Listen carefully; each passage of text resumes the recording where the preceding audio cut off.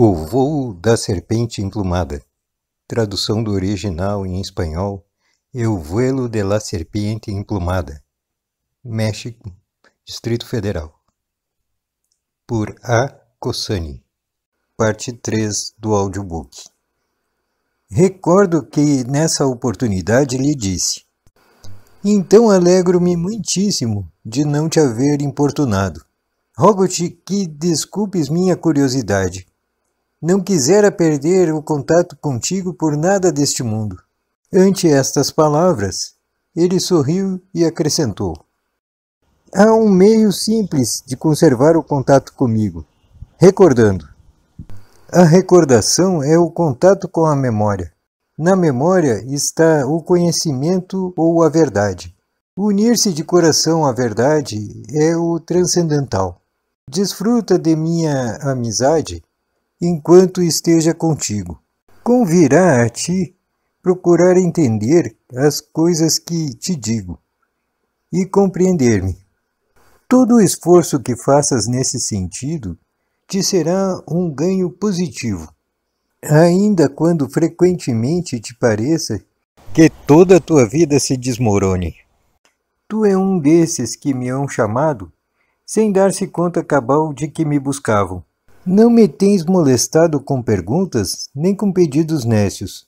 Porém, devo advertir-te que, se bem tens algumas qualidades que me conservam a teu lado, essas mesmas qualidades me podem afastar totalmente de ti, se é que não despertas. Ao menos se agora despertasses, e somente de ti depende que o faças, não sofrerás o que seguramente haverás de sofrer quando devas permanecer só, e em silêncio, como no deserto. Eu só posso acompanhar-te um tempo. Se não aprendes a atesourar o quanto te dou, somente tu terás a culpa disso.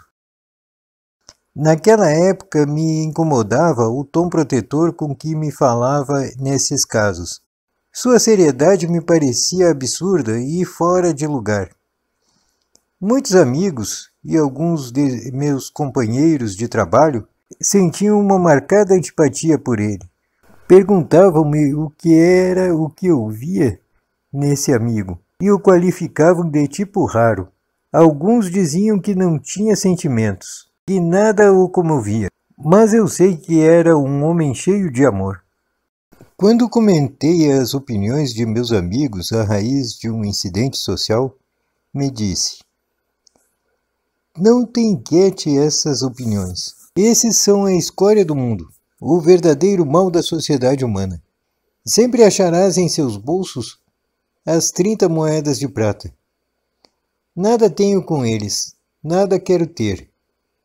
Estão submetidos a outras forças das que poderiam livrar-se se realmente o quisessem.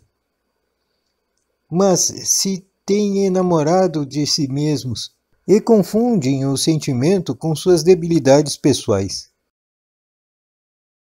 Porém, será melhor e mais prático que eu faça um relato cronológico dos fatos. Capítulo 2. Ingressei ao jornalismo porque, depois de uma das tantas guerras deste século, fiquei com uma perna tão danificada que me foi impossível retornar à minha profissão na marinha mercante.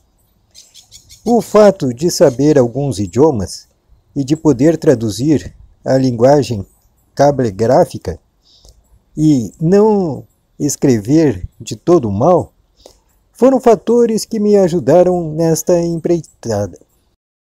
Era ambicioso e quis fazer carreira porque sentia muito vivamente que a saúde obrava contra mim, e que os anos se faziam cada vez mais breves.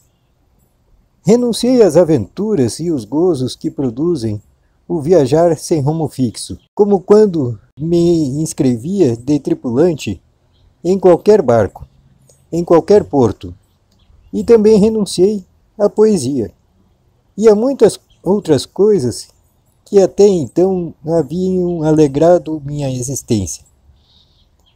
Era desagradável caminhar apoiado em uma bengala, e era ainda mais desagradável ter, às vezes, que recorrer a muletas.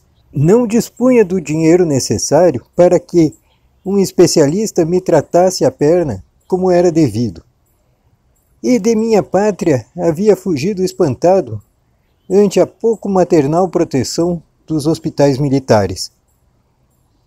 Tinha razões muito fundadas para isso.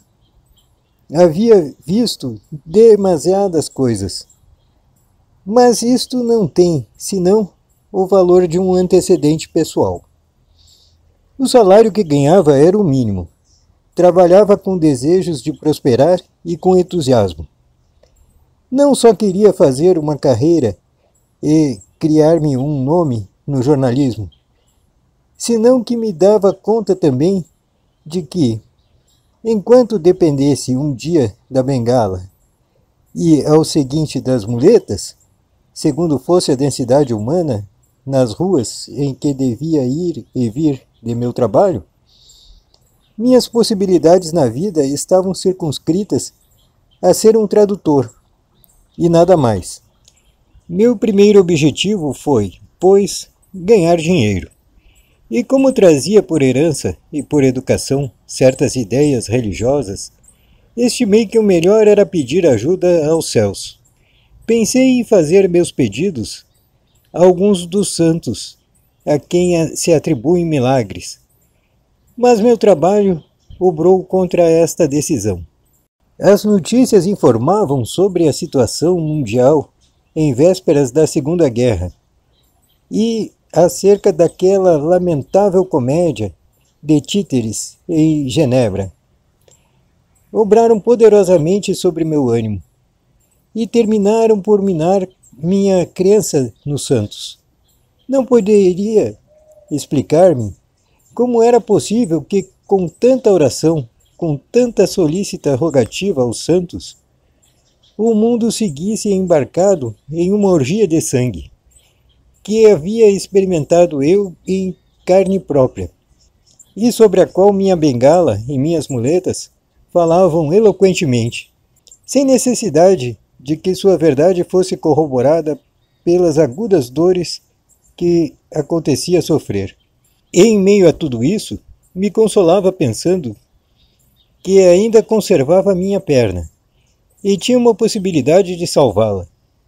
Outros haviam saído pior livrados do que eu. Haviam perdido ou pernas ou braços com feridas de muito menor importância que as minhas. Tudo isso, a parte de outras coisas demasiado íntimas, determinaram meu ânimo de sorte que deixasse, a um lado, a ideia de pedir ajuda monetária a São Judas Tadeu ou a São Pancrásio, ou a qualquer dos outros santos que, em teoria e conforme a propaganda religiosa, ocorrem fazer milagres. Decidi apresentar meus cuidados, direta e pessoalmente, a Nosso Senhor Jesus Cristo. Além do mais, sempre havia sentido que o ato de contrição, como Salve Rainha, me comoviam poderosamente. E assim comecei a correr a vários templos, em busca de um ambiente adequado, até que me dei com um, no qual havia um belíssimo quadro do coração de Jesus, que dominava o altar e a nave central. Porém, a esta altura, se faz necessário que confesse que havia deixado de acudir à missa aos domingos e dias santos, porque nesses dias preferia ficar na cama, na modesta casa de pensão, onde tinha uma peça, a fim de dar um bom descanso à minha perna. Ademais, sentia remorsos de consciência. Considerava que os santos sacramentos me estavam vedados para sempre. Isso tinha sua origem na guerra. Tive um choque violento com o capelão de minha unidade quando, desesperado, lhe disse que eu pensava que Deus era uma porcaria e que não alcançava a explicar-me como era possível que por meio de seus ministros sancionasse semelhante matança de jovens. Este incidente ocorreu depois de uma missa no fronte, em vésperas de que várias centenas de rapazes de 16 a 18 anos entrassem a receber seu batismo de fogo. Muito obrigado por assistir ao nosso canal. Se gostou, se inscreva, deixe seu like e compartilhe, por favor. Acima um link de um livro grátis, Hercólogos, que ajuda a ter um melhor entendimento da vida.